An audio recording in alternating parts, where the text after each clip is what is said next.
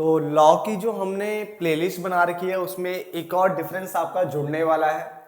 ये डिफरेंस आपका जो है सेल्स और जो सेल ऑफ गुड्स एक्ट है, जो सेल ऑफ गुड्स एक्ट है 1930, उससे रिलेटेड डिफरेंस ये होने वाला है, जो कि हमारा राइट ऑफ लियन है और right of stoppage of goods in transit. Right of lien और right of stoppage of goods in transit. ठीक है, तो इसके बीच में डिफरेंस होने वाला है। छोटा सा डिफरेंस है, फटाफट से खत्म कर लेते हैं, इंपॉर्टेंट होता है अपने आप में ये भी। तो इसलिए मैंने आपको पहले भी बताया हुआ है कि जो लॉ की जो प्लेलिस्ट है उसमें सारे मैंने जो इंपॉर्टेंट डिफरेंस है वो सारे बना रखे हैं, क्योंकि पेपर उसी में से मैक्सिमम फंस जाता है। तो अगर वो सारे डिफरेंस अगर आप देख लेते हो तो आपको अच्छा खासा क्या है पेपर में करने के लिए कंटेंट मिल जाएगा। क्लियर हो गया, उसी में से मैक्सिमम आ जाता है, मैक्सिमम। चलो, तो सबसे पहले बात कर लेते हैं डेफिनेशन की, क्योंकि आपके सामने तकरीबन 6 से 7 पॉइंट लिखे होंगे, तो 6 पॉइंट आपके सामने लिखे हुए हैं। सबसे बात कर लेते हैं डेफिनेशन की, मतलब मीनिंग क्या है ये। तो right of लियन allows a seller, right of लियन जो है वो सेलर को अलाउ करता है टू रिटेन पोजेशन, यानी कि वो उन गुड्स पे अपना अधिकार वापस रख सकता है, रिटेन कर सकता है ऑफ द गुड्स अंटिल, कब तक, अंटिल द बायर फुल, कब नहीं कर सकता, जब buyer fulfils their payment obligation. अगर बायर ने पेमेंट कर दी है फिर सेलर का गुड्स पे कोई अधिकार नहीं रह जाता, ये आप भी जानते हो। बट अगर जब तक बायर ने पेमेंट नहीं की ना, तब तक सेलर के पास ये राइट है कि वो गुड्स के ऊपर अपना अधिकार रख सकता है, मतलब उस गुड्स पे उसी का अधिकार रहेगा। तो उसने बोला the right of लियन allows, right of लियन allow करता है सेलर को टू रिटेन पोजीशन, कि वो अपना अधिकार रिटेन करके रखे ऑफ द गुड्स, गुड्स के ऊपर जो भी गुड्स का जो अधिकार है वो अपने ऊपर ही अपने पास ही रखे, until the buyer fulfils their payment obligation, जब तक कि बायर अपनी फुल पेमेंट ऑब्लिगेशन पूरी नहीं कर देता। अगर बायर ने एक बार अपनी पेमेंट ऑब्लिगेशन पूरी कर दी तो उसके बाद फिर सेलर का कोई राइट उसके ऊपर नहीं रह जाता। यहाँ पे किसने कहा the right of stoppage of goods in transit allow a seller, ये सेलर को अलाउ कर रहा है टू रीगेन पोजेशन, यहाँ पे वहां पे रिटेन है, अपने पास ही रखना, और यहाँ पे रीगेन मतलब एक बार जा चुकी थी फिर वापस मिली है तो रीगेन हो गया, regain possession of the goods while they are in transit, यानी जब गुड्स आपका ट्रांजिट में, ट्रांजिट मतलब अभी रास्ते में है, अभी बायर तक नहीं पहुंचा है। ठीक है, transit to the buyer if the buyer becomes insolvent और डिफॉल्ट ऑन पेमेंट, अगर बायर क्या हो जाता है, इंसॉल्वेंट हो जाता है या फिर डिफॉल्ट कर जाता है पेमेंट, तो सेलर के पास एक राइट होता है कि वो गुड्स को ट्रांजिट में ही यानी रास्ते में ही रुकवा सकता है। उसको हमने बोला right of stoppage of goods in transit. Clear हो गया। पहला पॉइंट ध्यान से एक बार दोबारा रिपीट करते हैं ताकि समझ में आ जाए। इसने बोला the right of लियन allows a seller, यहाँ पे सेलर को राइट अलाउ हो रहा है, यहाँ पे भी सेलर को राइट अलाउ हो रहा है। ठीक है, यहाँ पे रिटेन करेगा पोजीशन, वहां पे रीगेन करेगा पोजीशन, ये समझ में आ गया। ठीक है ना, of the goods until the buyer fulfils their payment obligation, जब तक कि बायर अपनी पेमेंट ऑब्लिगेशन पूरी नहीं कर देता। इसका मतलब ये हुआ कि अगर एक बार बायर ने अपनी पेमेंट ऑब्लिगेशन पूरी कर दी, पेमेंट कर दी गुड्स की, तो उसके बाद सेलर का उसके ऊपर कोई राइट नहीं रह जाएगा। ठीक है ना, नहीं रह जाएगा। अब यहां पे इसने क्या कहा, right of stoppage of goods in transit allow करता है सेलर को टू रीगेन पोजीशन, कि वो पोजीशन को रीगेन कर सकता है of the goods while they are in transit, जब गुड्स आपका रास्ते में है, to the buyer if buyer क्या हो जाता है, इंसॉल्वेंट हो जाता है। इंसॉल्वेंट मतलब दिवालिया घोषित हो जाता है, उसके पास कुछ भी नहीं है पेमेंट देने को, और डिफॉल्ट ऑन पेमेंट, और पेमेंट में डिफॉल्ट कर जाता है। आगे लिखा हुआ है बायर का इंसॉल्वेंट होना क्या जरूरी है, इसने बोला not a mandatory requirement, buyer का इंसॉल्वेंट होना मैंडेटरी रिक्वायरमेंट यहाँ पे नहीं है। जबकि यहाँ पे अगर हम बात करें the right can be exercised only, यानी जो right of stoppage of goods in transit वाला जो राइट है ये तभी एक्सरसाइज किया जा सकता है when the buyer becomes insolvent, यानी जब बायर आपका क्या हो जाता है, इंसॉल्वेंट हो जाता है। तो इसका मतलब बायर के इंसॉल्वेंट होने की जो कंडीशन है बेटा वो यहाँ पे है, यहाँ पे नहीं है, यहाँ पे मैंडेटरी नहीं है, लिखा ना, नॉट अ मैंडेटरी रिक्वायरमेंट, यहाँ पे मैंडेटरी एक तरीके से। आगे पर्पस की बात करें तो रिटेन करना पोजीशन ऑफ गुड्स, ये पर्पस रहता है, यहाँ पे उद्देश्य, यहाँ पे रीगेन करना होता है, जो क्यों डेफिनेशन से कवर हो गया था। इसलिए मैं हमेशा कहता हूँ डेफिनेशन अच्छे से पढ़ लेना चाहिए, समझ में आ जाता सारा। ठीक है, तो मैं बार 3 पॉइंट रिपीट कर रहा हूँ, देन सिर्फ 3 पॉइंट रह जाएंगे हमारे। ठीक है, रिपीट का चार वही तरीका है ताकि आपको ये पे याद हो जाए ना।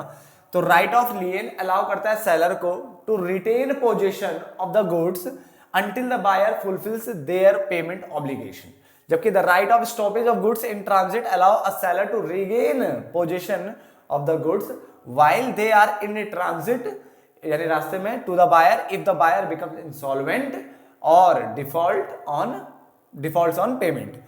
बायर का इंसॉल्वेंट होना not a mandatory requirement, mandatory requirement नहीं है।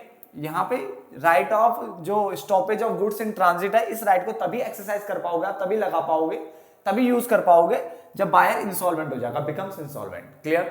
देन उसके बाद पर्पस क्या करें, तो retain the position of the goods, यानी गुड्स की पोजीशन को रिटेन करना, और यहाँ पे रीगेन करना द किसकी position of the goods. 3 point clear हो गए।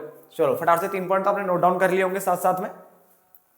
अब बात करते हैं पॉइंट नंबर अगला 4th सेक्शन की बात करें तो right of lien is defined in section 47 of the sale of goods act 1930, यानी सेल ऑफ गुड्स एक्ट 1930 के सेक्शन 47 के में इसके बारे में बताया गया है।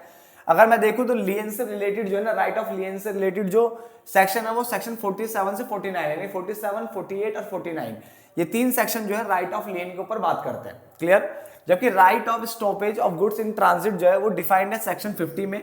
अगर देखा जाए कौन सा section 50, sale of goods act 1930 का सेक्शन 50, और ये जो है ना सेक्शन 50, 51 और 52 में इसके बारे में बताया गया है। गुड्स इन ट्रांजिट वाला जो कॉन्सेप्ट है ना वो 50, 51 और 52 में, जबकि ये 47, 48 और 49 के उसमें बोला गया। क्लियर हो गया।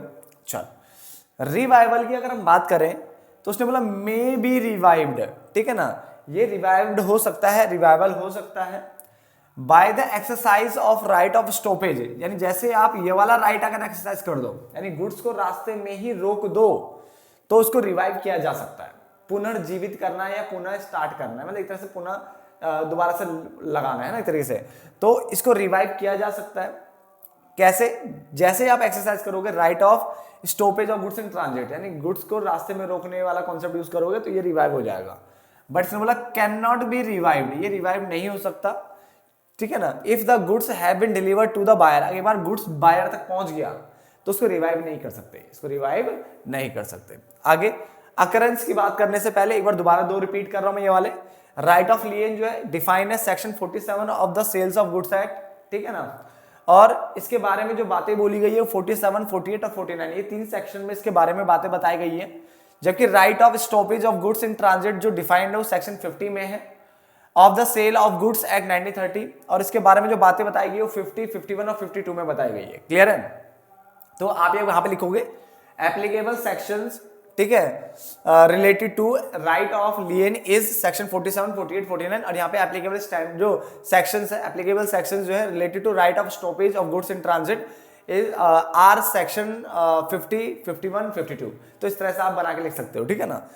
रिवाइवल, इसको रिवाइव कर सकते हो अगर आप एक्सरसाइज कर दो right of stoppage of goods in transit अगर आप लगाते हो तो ये रिवाइव हो जाएगा, बट इसको रिवाइव नहीं कर पाओगे अगर एक बार गुड्स किसके पास पहुंच गए, बायर के पास पहुंच गए, फिर आप कुछ नहीं कर सकते।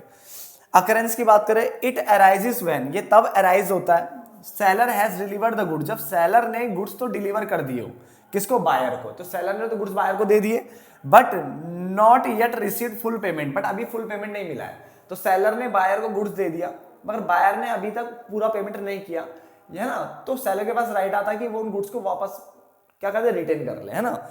जबकि this right is exercised when the seller learns of the buyer's financial instability, यानी जब सेलर को पता चलता है कि बायर जो है कि जो फाइनेंशियल कंडीशन है वो सही नहीं है, वो इंसॉल्वेंट होने के कगार पे है, इंसॉल्वेंट हो चुका है एक तरीके से।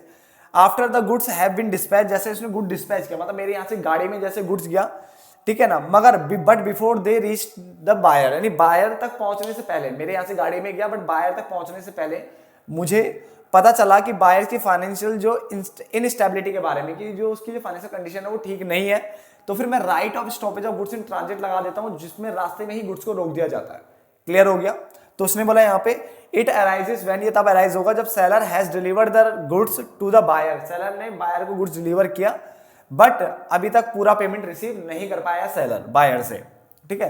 ये राइट तब एक्सरसाइज होगा जब seller learns of the buyer's financial instability after the goods have been dispatched, यानी गुड्स को डिस्पैच कर दिया है मगर अभी गुड्स बायर तक नहीं पहुंचा है, रास्ते में ही है, और सेलर को पता चलता है कि वो इंसॉल्वेंट हो चुका है, बायर का पैसा नहीं है, तो वो गुड्स तो रास्ते में ही रुकवा सकता है। तो जहां तक बेटा ये समझ में आ गया होगा आपको, ठीक है। थोड़ा आवाज अगर गूंज रही हो इस वीडियो में तो उसके लिए मैं माफी चाहता हूं, क्योंकि आपको पता ही है श्री राम मंदिर का जो कॉन्सेप्ट चल रहा है उसके हिसाब से जगह जगह जागरण और ये सब हो रहा है, तो इसीलिए मैंने सब जगह बंद करा हुआ है, A to Z कमरे वमरे बंद किए, तो आवाज हल्की फुल्की गूंज सकती है, ठीक है। बट कोशिश रहेगी कि जितना क्लियर रहे वो आपको वीडियो मिल जाए। क्लियर? तो जहां तक आपको समझ में आ गया होगा, मिलते फिर एक नए डिफरेंस में, तब तक के लिए धन्यवाद दोस्तों।